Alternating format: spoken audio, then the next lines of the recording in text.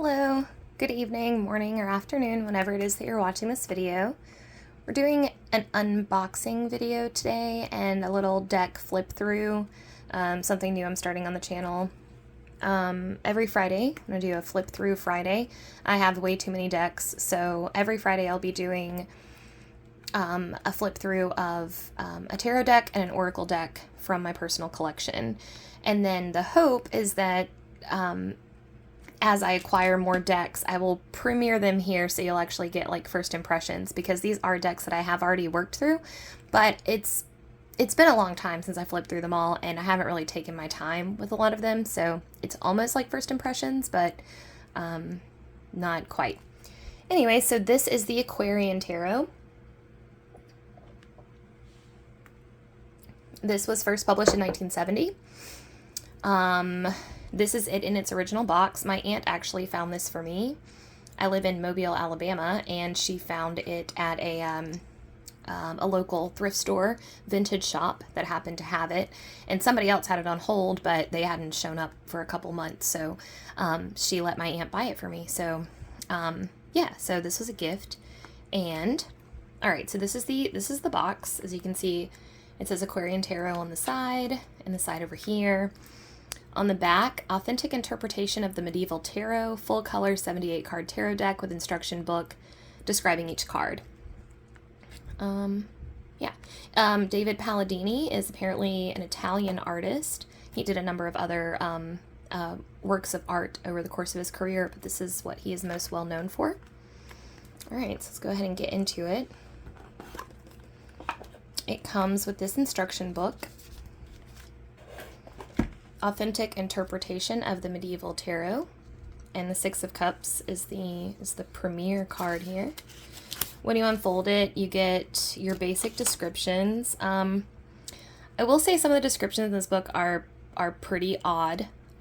They are it's fun. It's fun to read with this, and actually whenever I do readings for myself, I always consult the book as a way to kind of get to know the deck, in addition to, using my own intuition. And yeah, this one's very interesting.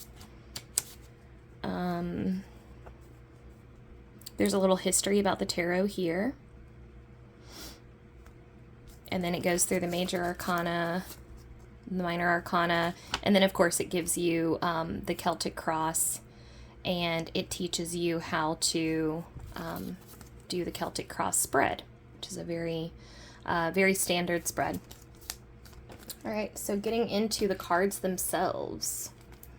This is the back of the cards. Very swirly. This looks like scales to me, you know? Like there's just something about it that feels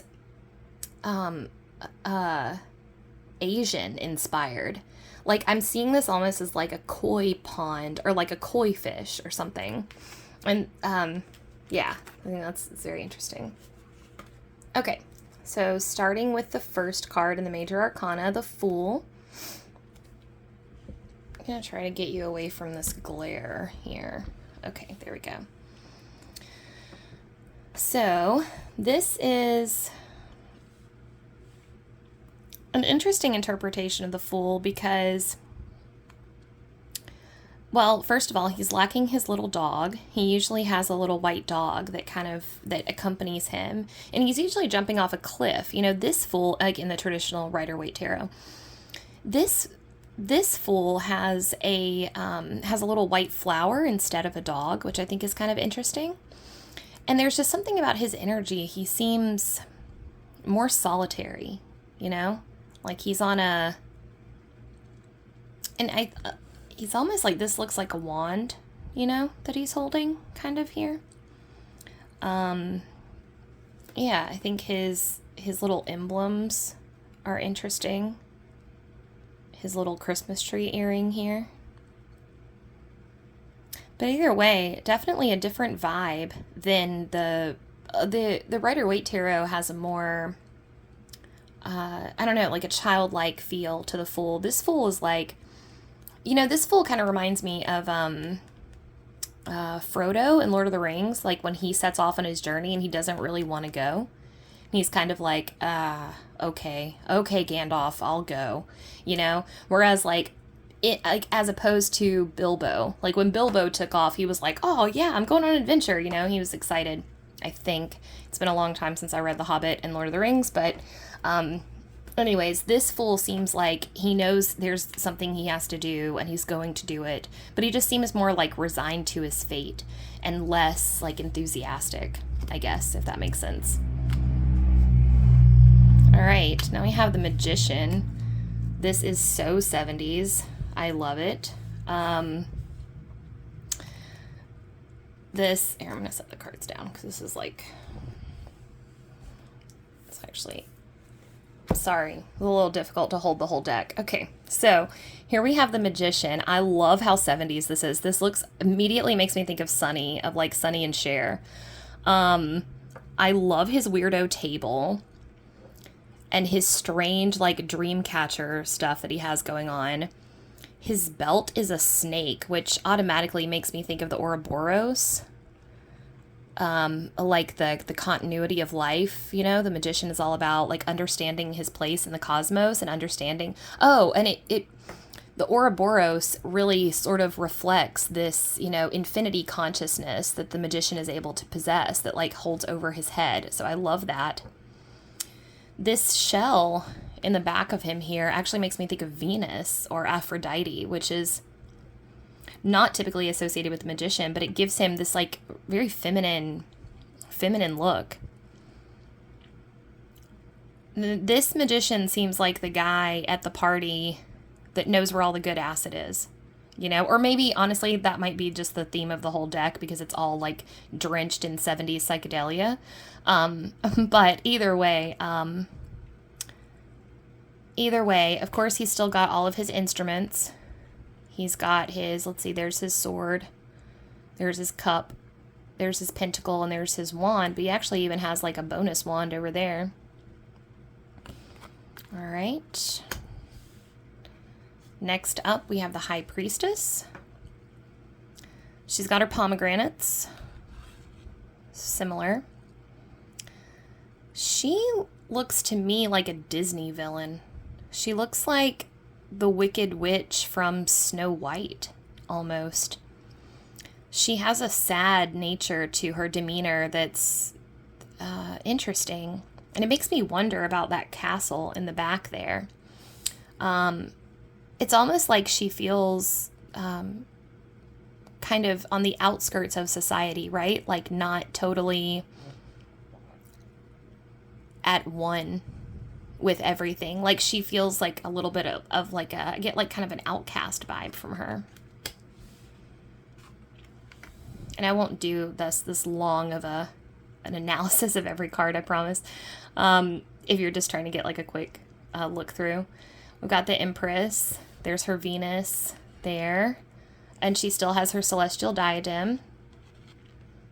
I like that there are mountains and waterfalls in the background of her. And she still has her fertility signs over here. Her wheat. Which kind of connects her to a little bit to Demeter, the goddess of the harvest, I believe. Or at least that's what it evokes for me. We have the Emperor.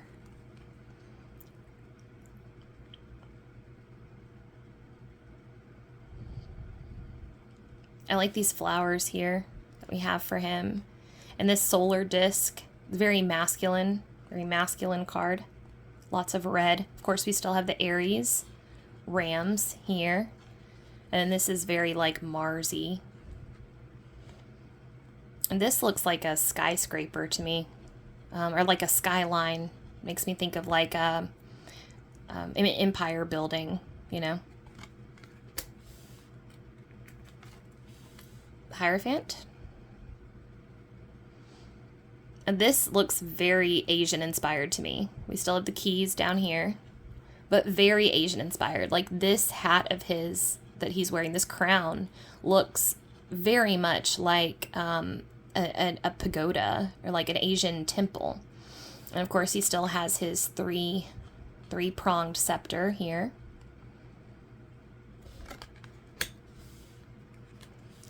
the lovers looking straight out of a, they look medieval. They look like medieval, they look like a medieval love story. It's wild.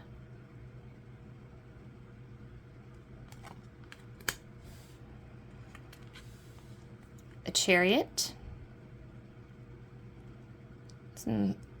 I like the face on the chariot. And these look like moons, I guess. Moons flanking him on either side. And this interesting situation going on here. Like a cavern or something. Or like a, this is notably missing like the two sphinxes that flank it on either side. But this pebbly road into his inner world is very interesting. Strength. As opposed to the classic woman and lion, we have a very different depiction here of a warrior, a male warrior with his dog. And I'm not sure how I feel about that. I usually love that the strength card has the lion associated with it and femininity and like feminine power. So this is very interesting. It's just kind of a different take, right? The hermit, still holding his light. He is not at a top of a mountain though. I guess this is the hermit after he has already descended from the mountain and is like ready to share his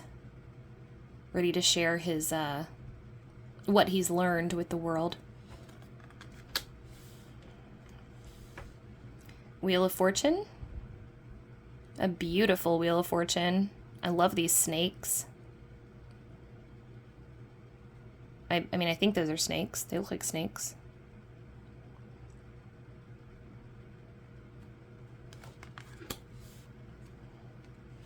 Justice.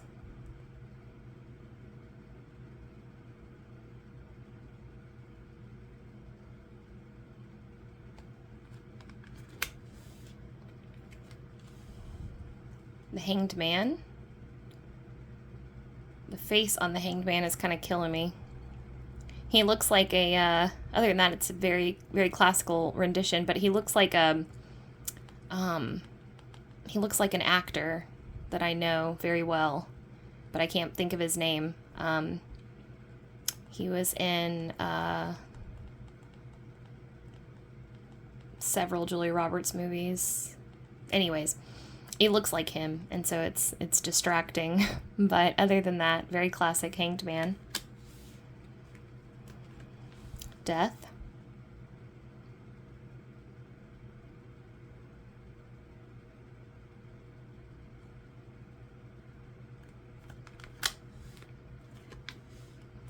Temperance. A very interesting depiction of temperance.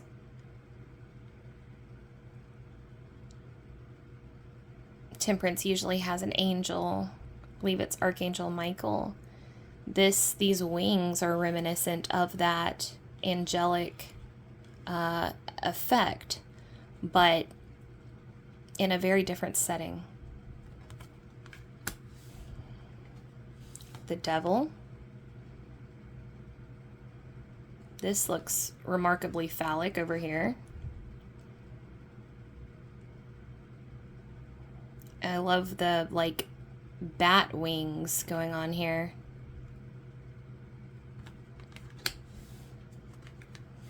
The Tower. Some more benign Tower card, I feel like. The water, I think, kind of soothes it. And the lack of screaming, falling figures. Oh, the Star. Gorgeous. I love the peacock imagery. Although I do miss, like, the woman pouring the water. This is, like, gorgeous. The peacock just looks so beautiful. Like, you could just, like, fall into her feathers. Like, they're so soft. And there's still, like, this vision. A vision of, like, a bright future, you know, that you are a part of. Which is the message of the star. So, beautiful. The moon.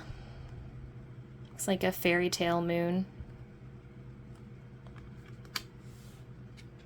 The sun also look like a fairy tale sun. Looks like something you would find at a sideshow, like a carnival sideshow or something. Just very cartoony and fun. Judgment.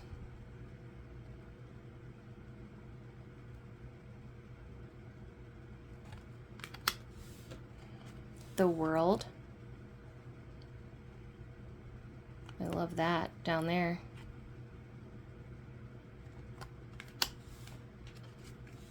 The Ace of Swords.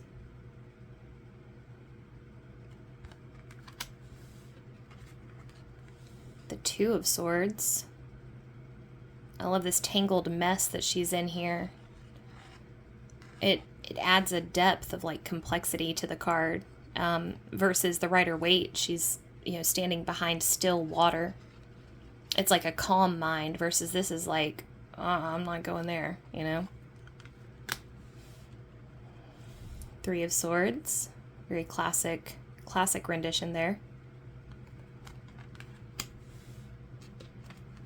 Four of Swords.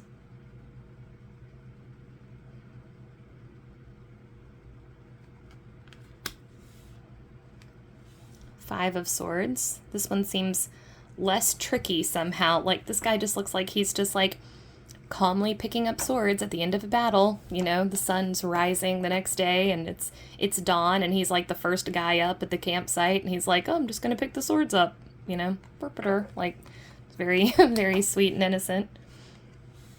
Six of Swords.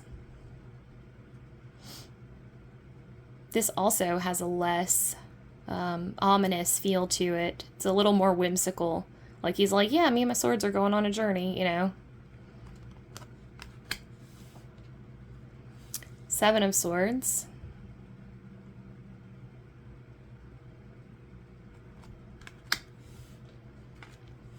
Eight of Swords.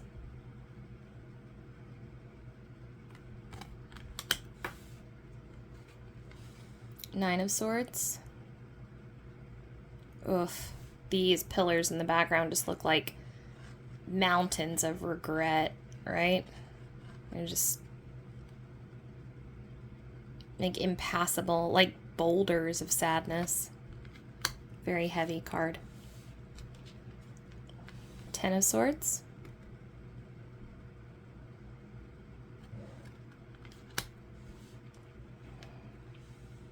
Page of Swords.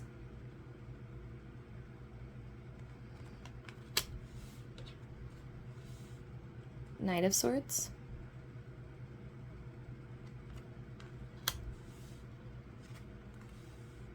Queen of Swords.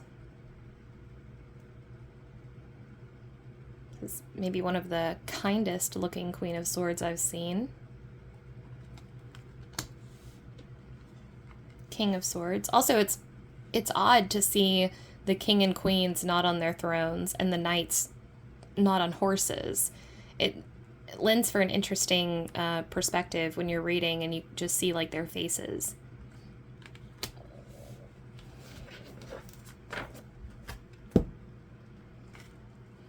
Ace of Rods. Beautiful. I love the flowering nature of the wands in this deck, the rods in this deck. Just gorgeous. Two of Rods.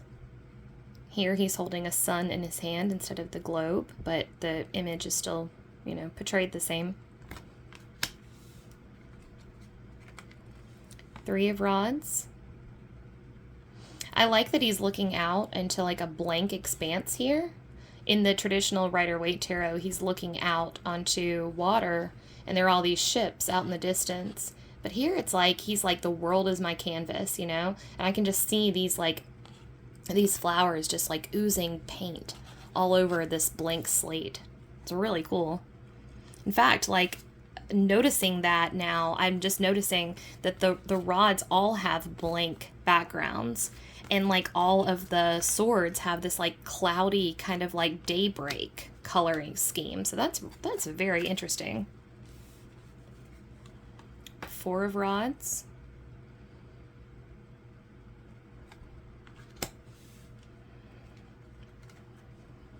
Five of Rods. This is much less, not brutal, but like much less quarrelsome than it usually is. Like, I wouldn't even know if these people were fighting or not. They look just kind of confused, like they're not sure where to go next.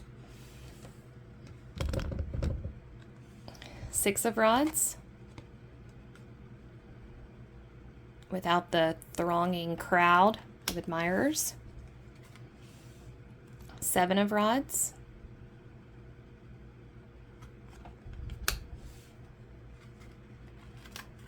Eight of Rods. This is very sexual. Like, this is like the very much a blend of like masculine and feminine sexuality going on here. It'd be hard to read that any other way if this came up in a reading, I think. Nine of Rods. This is a more hopeful Nine of Rods than you normally have. Ten of Rods.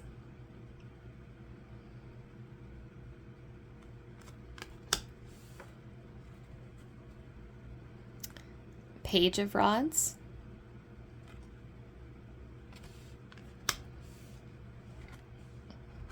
Knight of Rods.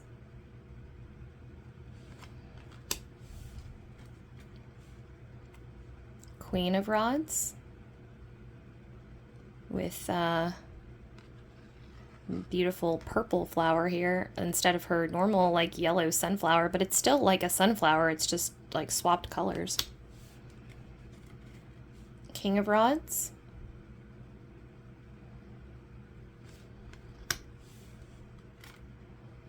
Ace of Pentacles.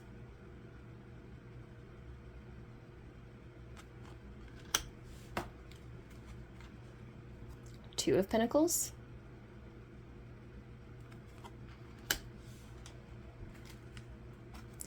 Three of Pentacles. Without the overseers to show off his work too.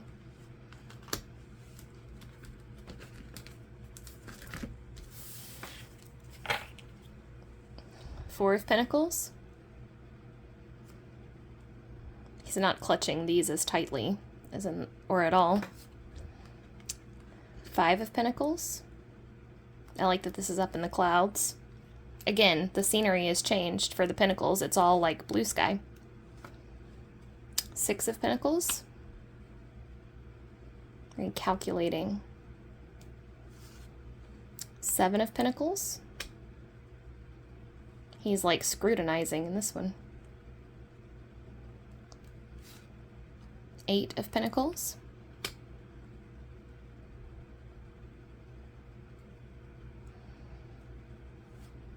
Nine of Pentacles. With her beautiful falcon.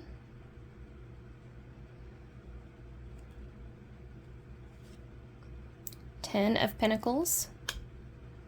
I like that that little boy is the only one looking back. Like, they're all looking towards the future, and he's like, hey, we have an audience. Or like they're all posing for a photographer over here, and he's like, they're like, hey, look this way. Page of Pentacles.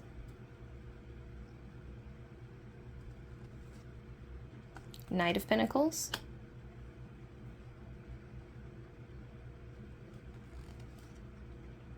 Queen of Pentacles. Wow, I love her 101 Dalmatians coat. King of Pentacles. Still got his Taurus bull back there. Ace of Cups. Love the water lilies. Love the radiant new growth here. New birth, new light. Two of Cups. And I love that here we have, again, a white background, but it's framed in yellow. It reminds me of the divinely ordered timing of the Two of Cups, the lion that oversees them. It's like this whole situation is framed in golden light. You know, you are protected. Three of Cups.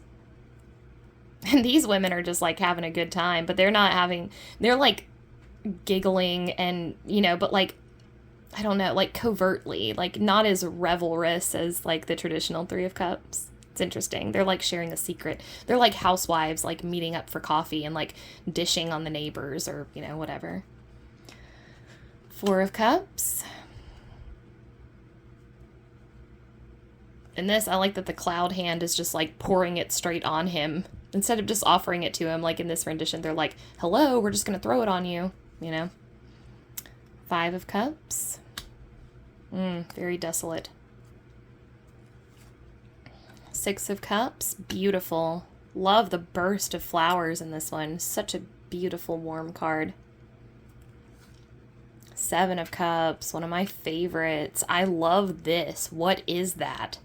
It's like a spacesuit, I think, or like an underwater, like a sea, like a scuba diving suit. The rainbow over here. Oh my God, it's just amazing. It's amazing. Your own identity, you know? Eight of Cups. Not as sad, this one. A little wistful, but not as sad. Nine of Cups. That smug guy.